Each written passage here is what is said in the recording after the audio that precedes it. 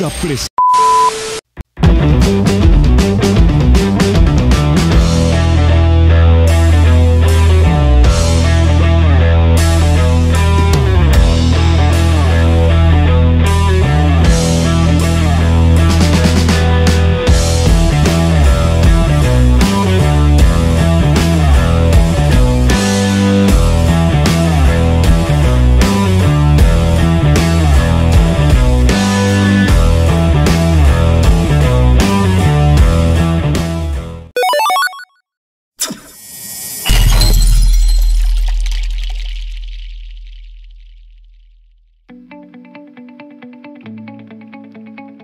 Han pasado miles de años y nuestro recurso parece inagotable.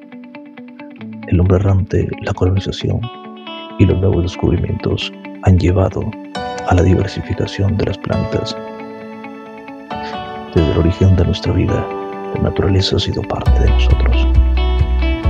Nuestro alimento, nuestra medicina, nuestro hogar.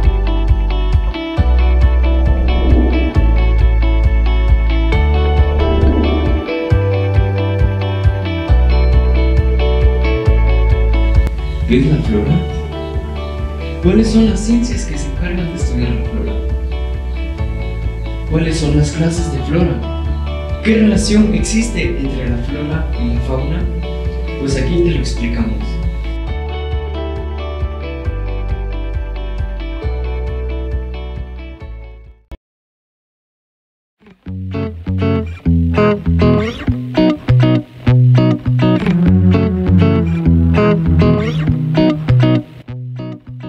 La flora. ¿Qué es la flora? La flora es el conjunto de vegetación que existe en una determinada región o un determinado país. Podemos hablar de flora mundial, flora continental, flora de la sierra y muchas cosas más. En otras palabras, para darle una determinada definición concreta y exacta, podemos decir que la flora se refiere al conjunto de plantas nativas o introducidas. ¿Qué quiere decir introducidas? Quiere decir, son aquellas plantas que no son naturales de una propia región.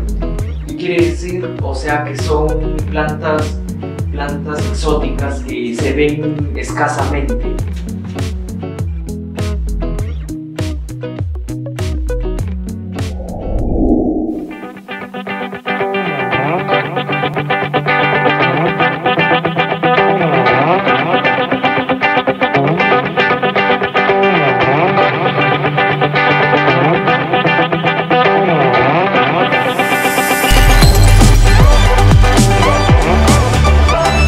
¿Qué ciencias estudian la flora? Tenemos específicamente cuatro tipos de ciencias que estudian la flora. En primer lugar, tenemos a la geobotánica. En segundo lugar, tenemos a la cinecología. En tercer lugar, tenemos a la citocenosis. Y en el último lugar, tenemos a la paleogeobiografía. La geobotánica. ¿Qué es la geobotánica? La geobotánica es el encargado de estudiar las relaciones que existen entre la vida animal y la superficie terrestre. En otras palabras, se puede deducir que es el estudio del hábitat de las plantas sobre la superficie terrestre. La cinecología. ¿Qué es la cinecología? La cinecología se encarga de estudiar las relaciones o conexiones que existen entre las comunidades biológicas y los ecosistemas terrestres. Es decir, se encarga de estudiar los medios ambientales individuales y las relaciones que existen entre las especies que viven ahí. La fitocenosis. ¿Qué es la fitocenosis?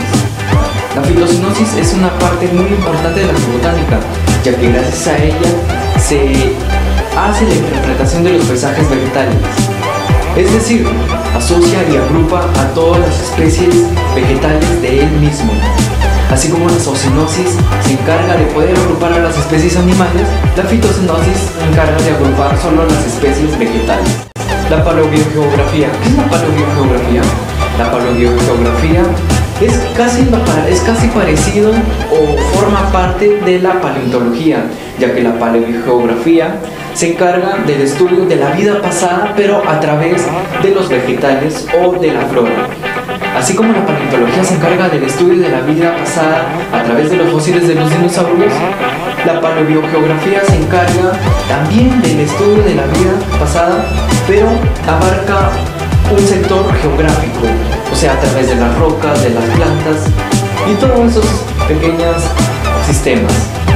Prácticamente podemos deducir que la paleogeografía se encarga del estudio de la vida pasada, pero a través de la flora.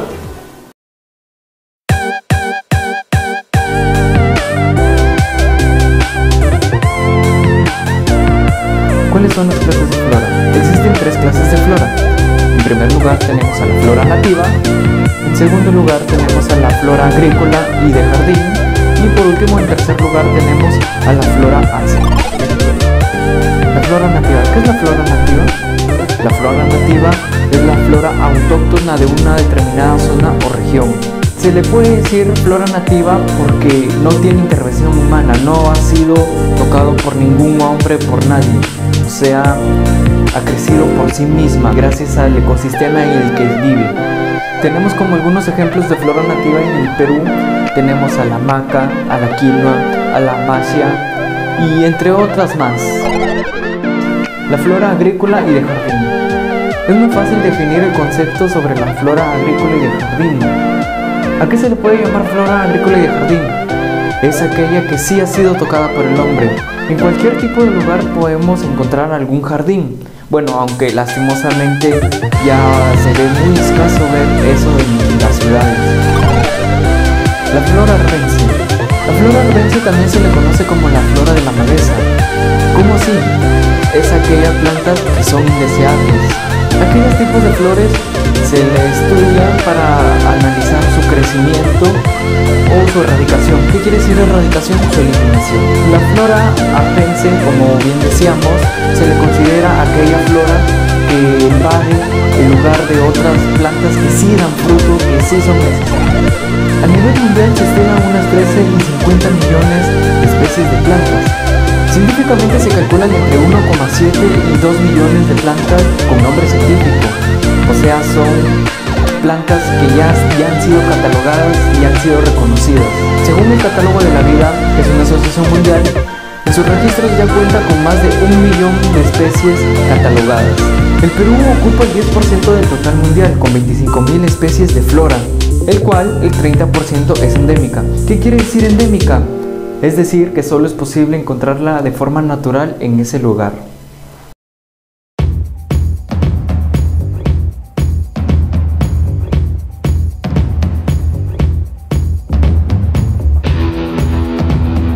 ¿Acaso existirá alguna relación entre la flora y la fauna?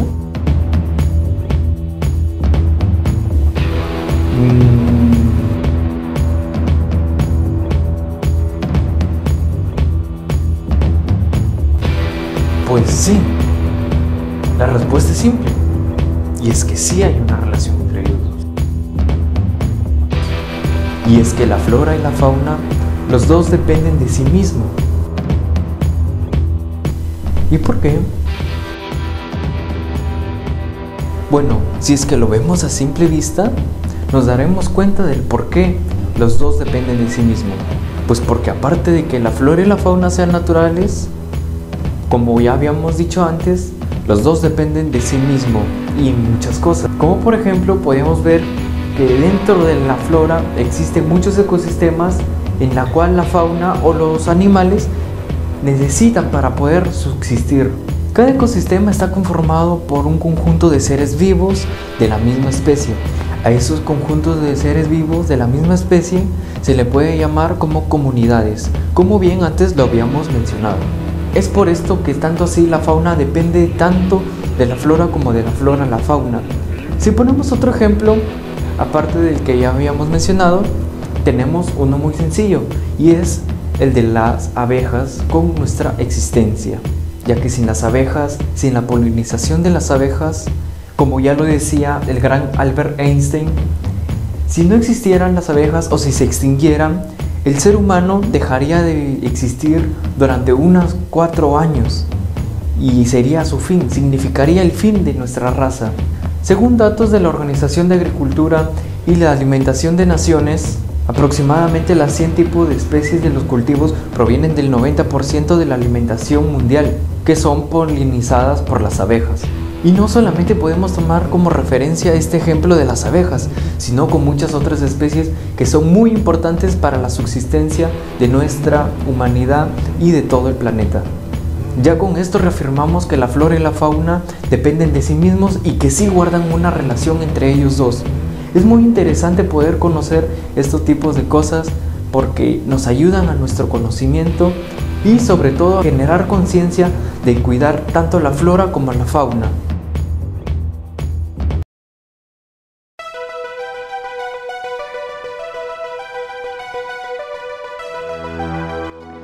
La estrecha relación de la diversidad cultural y la diversidad biológica en el proceso de evolución ha dado como resultado la separación de plantas domésticas y plantas silvestres.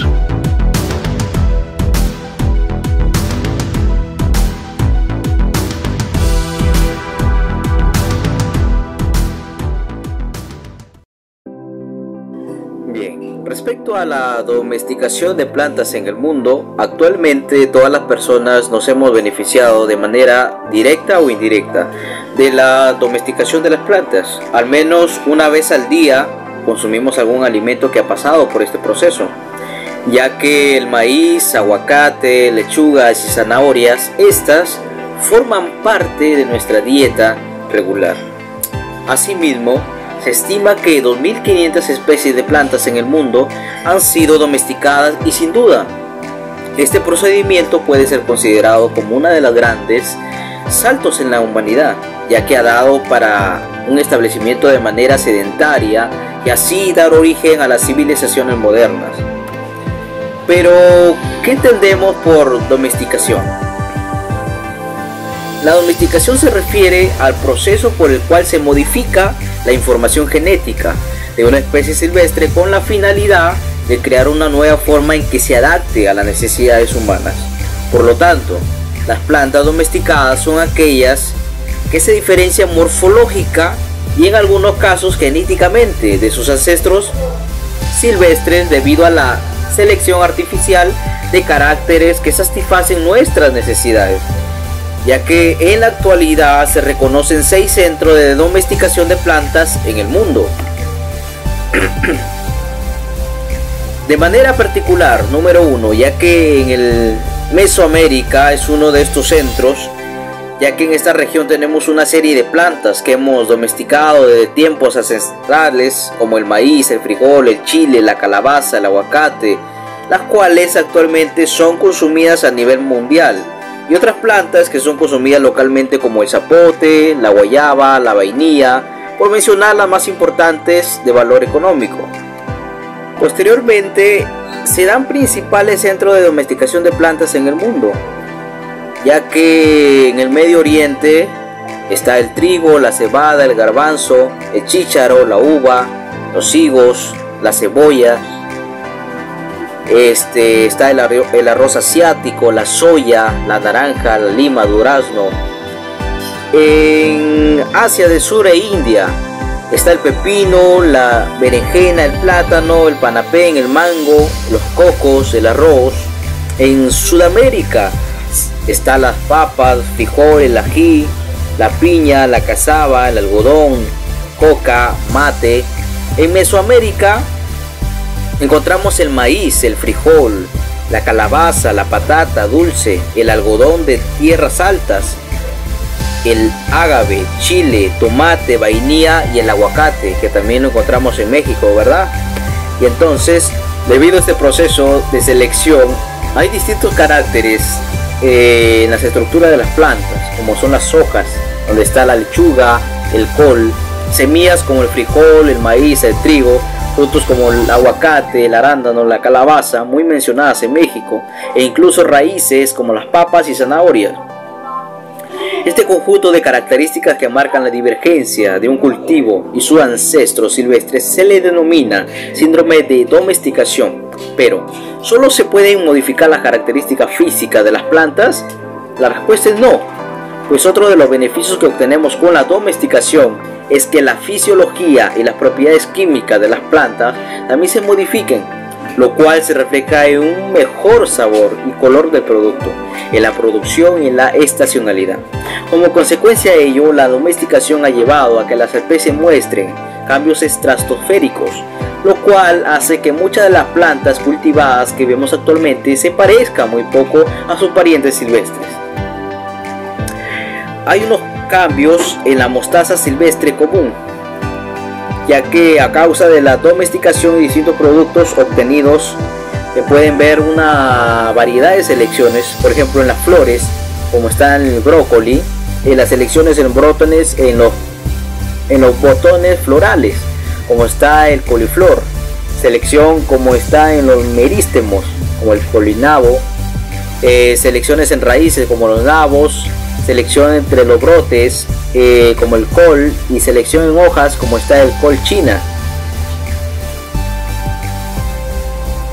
Hay una pregunta ante ello, que es: ¿la domesticación solo afecta la relación entre la planta y el ser humano?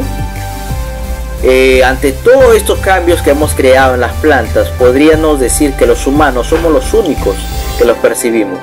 Finalmente son para nuestro provecho. Sin embargo, las modificaciones que ocasionamos en las plantas también han llevado a que se modifiquen sus propiedades químicas, como anteriormente lo mencionaba. En conjunto a ello, esto ha hecho que sus relaciones con los insectos que las consumen también cambien. Por ejemplo, la domesticación ha provocado que el maíz que consumimos actualmente y sus ancestros sean afectados negativamente por diferentes especies de insectos herbívoros. De forma natural, las plantas producen una gran variedad de defensas para contrarrestar a sus insectos herbívoros.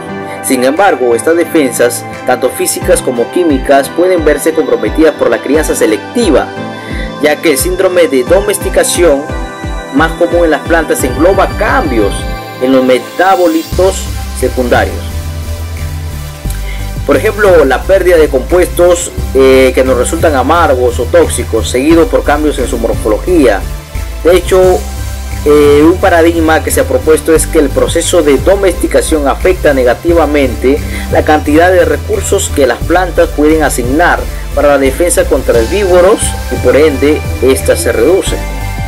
Algo que es importante resaltar es que una gran parte de la investigación, está enfocada en el mejoramiento de los cultivos bajo a distintas condiciones climáticas, así como a factores bióticos y abióticos que les generan estrés. Sin embargo, pocos programas de mejoramiento de cultivos han puesto énfasis en seleccionar caracteres que están relacionados con la defensa en contra de sus insectos herbívoros. Actualmente, el poder entender cómo la domesticación ha modificado la fisiología y respuestas químicas de la planta es muy importante, ya que hay muy pocos programas de fitomejoramiento que incluyan el seleccionar caracteres de defensa y el conocer el armamento que podemos tener como reservorio en las variedades silvestres, que puede ayudar a que nuestras plantas no sean tan dañadas por los insectos plaga. Por otro lado, es importante señalar que los efectos de domesticación sobre la interacción planta e insecto herbívoro no solo son los mismos en todos los casos. Los efectos pueden depender de, primero, el modo de alimentación del insecto. Por ejemplo, están los masticadores, entre ellos las larvas de mariposa o los chapulines, y los picadores e succionadores, como están los pulgones o las pulgas.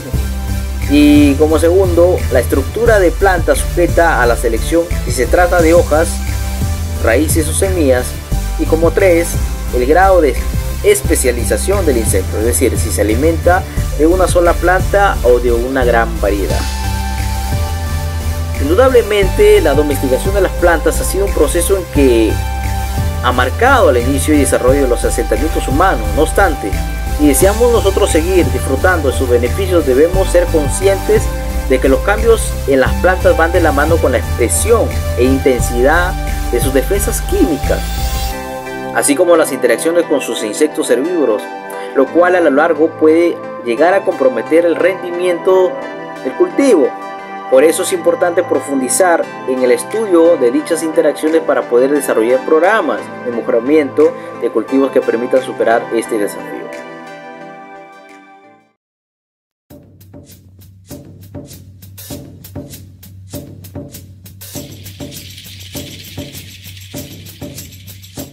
Nuestros ancestros nos han dejado una reliquia de cultivos que hasta la actualidad siguen siendo el deleite de nuestros hermanos.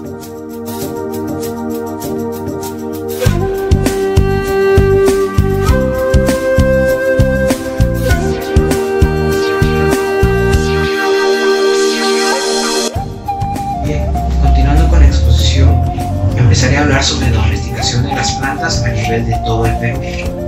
Comencemos.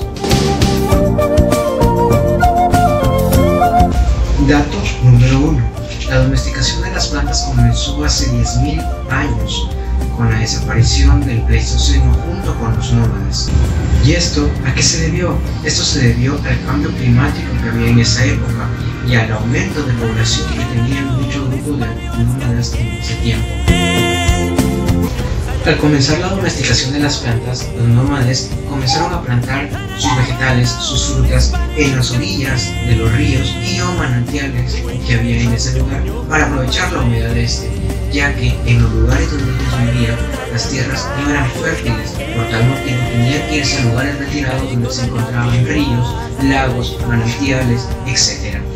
En los estudios realizados por científicos se descubrió que en los Andes lo que más se plantaba era el maíz, el maní, la cañigua, la calabaza, el zapallo, el algodón, el ají, el frijol y la quinoa. Estos fueron uno de los principales elementos que nuestros antiguos usaban para poder alimentarse, para poder sobrevivir, inclusive para algunos ciertos trueques que se daban en esa época.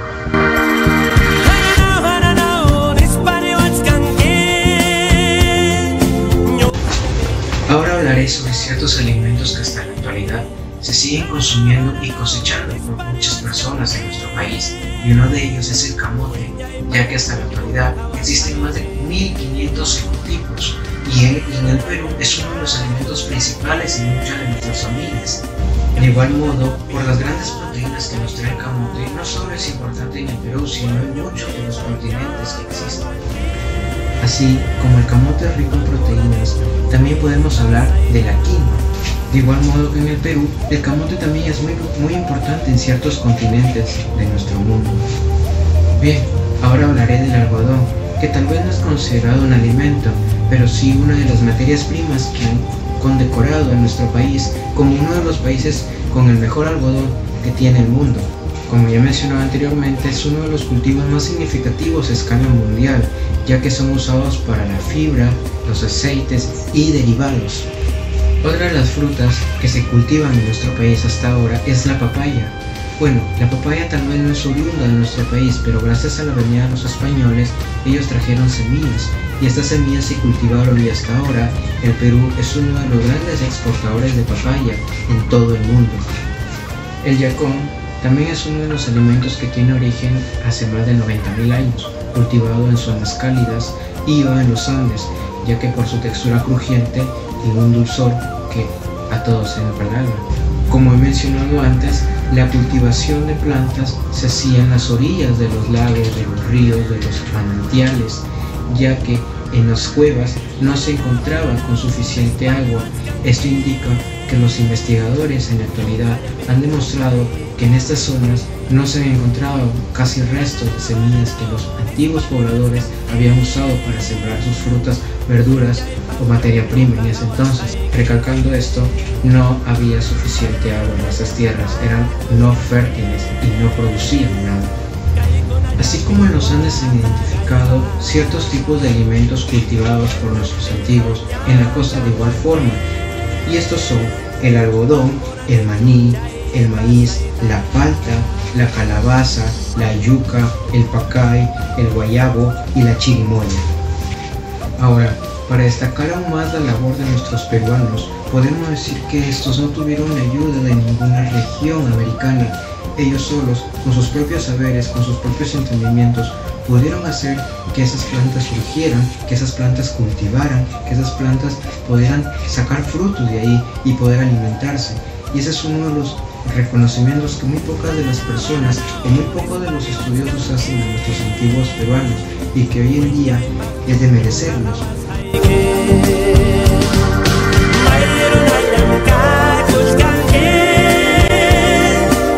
Con Otro dato curioso es que en nuestra costa se han encontrado restos de semillas que no son oriundas de acá, sino que se han domesticado en otra parte del Perú y se han traído a nuestra franja costera. Con el pasar del tiempo, nuestros antiguos peruanos se fueron dando cuenta que ya no se debían recoger todas las frutas que tenían, ya que algunas se secaban, otras se dañaban, otras se maltrataban, y esto hacía que si se dejaban, al año siguiente, estas hacían producir un fruto o una cultivación de mala calidad y empeoraba ciertos cultivos que también estaban de buena calidad. Podemos concluir que el descubrimiento y el hallazgo de la agricultura que tenían nuestros antiguos peruanos ha podido ser uno de los más grandes que se ha encontrado hasta la fecha, ya que se demuestra el cultivo andino, el cultivo costeño, y esto ha hecho que hasta ahora se mantengan ciertas frutas, ciertos cultivos, ciertas verduras, ciertas bayas que han hecho que nosotros podamos consumirlas, podamos usarlas para tratamientos, para medicina, para cuidar ciertas cosas. Entonces esto es una de las más grandes revoluciones que el hombre andino ha tenido. Gracias a esto podemos decir que somos muy ricos en ciertas cosas, como en el algodón, como en el maní, como en el maíz, como en la papa, en la yuca, la cañigua, la calabaza, podemos conocer también como el zapallo. Podemos también tener el algodón, ya antes mencionado, que hasta ahora es una de las materias primas que el Perú produce y que ha hecho grande nuestro país, ha hecho un gran exportador, al igual que la papaya, que se produce más de 162.000 toneladas al año, y ha hecho que pues hasta la fecha el Perú se encuentre en un ranking de nuestra producción, fuera o aparte de otros países que tienen una mayor gran masa de población, otra mayor masa de recursos, etc.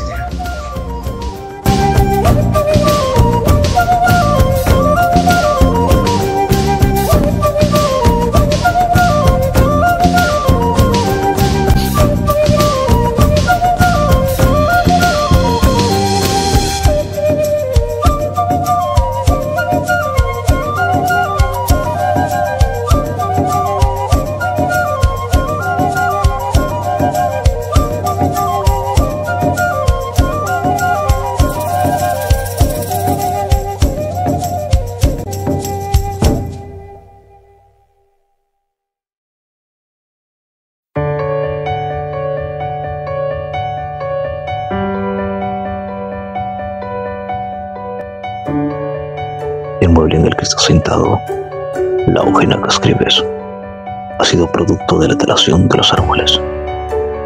Esta acción ha sido necesaria desde el inicio, pero ha sido llevada al extremo.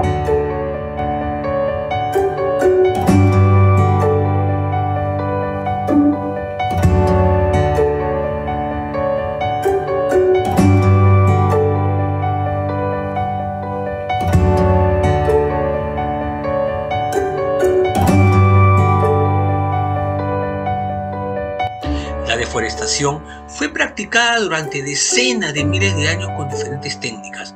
Hace unos 8.000 años atrás, los seres humanos empezaron a talar bosques en cantidades pequeñas pero significativas. La primera evidencia de deforestación aparece en el periodo mesolítico. Probablemente se usó para convertir bosques cerrados en ecosistemas más abiertos favorables para los animales de caza. Luego, en el periodo neolítico, se vio una extensa deforestación para la conversión de los bosques a tierras agrícolas. Y llegamos así al Imperio Romano, donde la deforestación fue el resultado de la expansión imperial de Roma, dado su aumento de población, agricultura a gran escala y su desarrollo económico sin precedentes. También se puede mencionar la deforestación en Gran Bretaña, que en el año 1089 Guillermo el Conquistador ordenó realizar el censo Domesday para estudiar y conocer sus nuevos dominios.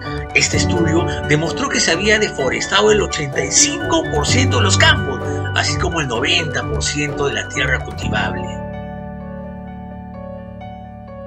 Nuestro mundo y la diversidad biológica que alberga están en peligro. La deforestación, la contaminación, las emisiones de gases de efecto invernadero, el cambio climático, la globalización y los factores de la vida moderna están provocando la desaparición de especies y dañando los ecosistemas a una escala sin precedentes y finalmente dañando nuestra salud humana. La deforestación tiene muchos efectos negativos para el medio ambiente. Uno de los mayores impactos es la pérdida del hábitat de millones de especies.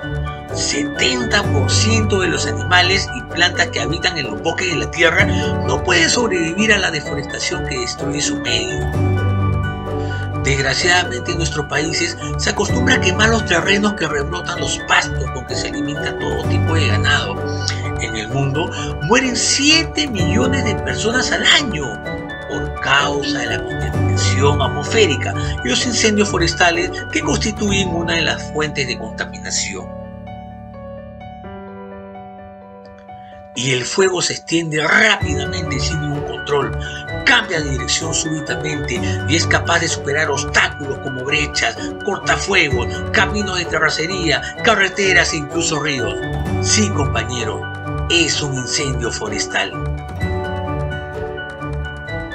Tiene gran poder destructivo, es como si tuviera vida propia y puede avanzar a una velocidad de hasta 23 kilómetros por hora, incendiando y consumiendo todo lo que encuentra a su paso: hierbas, arbustos, árboles, cabañas, casas de madera, absolutamente todo. Algunos animales no pueden escapar del fuego y mueren quemados o se asfixian por el humo. Y los que logran huir ven como su hábitat cambia drásticamente y ya no pueden vivir más ahí. ¿Pero qué causa estos incendios forestales? ¿Por qué ocurren? Aquí hay una estadística lamentable. Se sabe que 4 de cada 5 incendios forestales son provocados por el hombre. Sí, son provocados por el hombre. 4 de cada 5 son intencionales. Alguien lo hizo y solo un pequeño porcentaje es realmente accidental y casi nunca es natural. Casi nunca es natural, causado por un rayo o por erupciones volcánicas. Pero ¿por qué alguien quería provocar el incendio? ¿Por qué lo hace? ¿Qué ganan con ello? El cambio de uso de suelo es un motivo. Lo hacen con el propósito de cambiar la vegetación natural existente, sustituyéndola por cultivos agrícolas que generan ganancias económicas. En otros casos se pretende establecer nuevos asentamientos habitacionales y así obtener utilidades directas. Pero también hay casos motivados por el simple vandalismo, piromanía o venganzas personales. Cuando son accidentales, alguna colilla de cigarro que es con fumador o fogatas que no apagaron adecuadamente son los causantes. A veces una quema de basura o quema agrícola que se salió de control y se extendió hacia los bosques forestales aledaños. De cualquier forma, un incendio forestal, a diferencia de otro tipo de incendios, es muy devastador. Consume grandes extensiones de terrenos boscosos y es muy difícil de controlar y combatir. Les hago estas 2 preguntas, compañero. ¿Sabemos cómo prevenir un incendio forestal? ¿Sabemos qué es una reserva natural? Hello.